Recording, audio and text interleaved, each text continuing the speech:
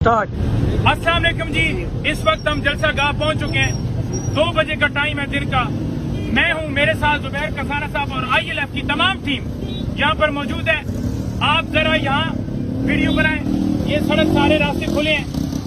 उस्मान भाई आप जरा इधर बनाएं। आप जलसा गाह की तरफ आप वीडियो बनाएं। ये देखें जी, आ जाइए। यहाँ पर कोई पानी नहीं है। यहाँ पर बिल्कुल माहौल इधर ले बस करें। यहाँ पर बिल्कुल पुरसुकून माहौल है और लोग निकले घरों से। लोग हकीकी आजादी के लिए निकले।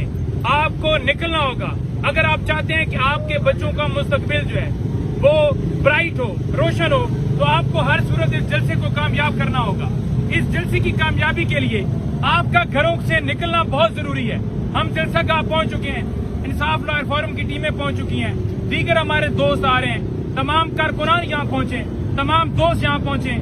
आईने पाकिस्तान आपको आर्टिकल 16 के तहत हक देता है जलसा करने का, जुलूस करने का, रैली निकालने का। लाहौर हाई कोर्ट में दरखास्त उन्होंने दी कि जलसे को रोका जाए। लाहौर हाई कोर्ट ने दरखास्त मुस्तरद कर दी। इंतजामिया को कहा कि आप 5 बजे तक इसे डिसाइड करें। आपको पता ही है कि इंतजामिया ऊपर से हुक्म लेती है, लेकिन आइन का आर्टिकल 16 आपको जवाब देता है कि आप जलसा करें।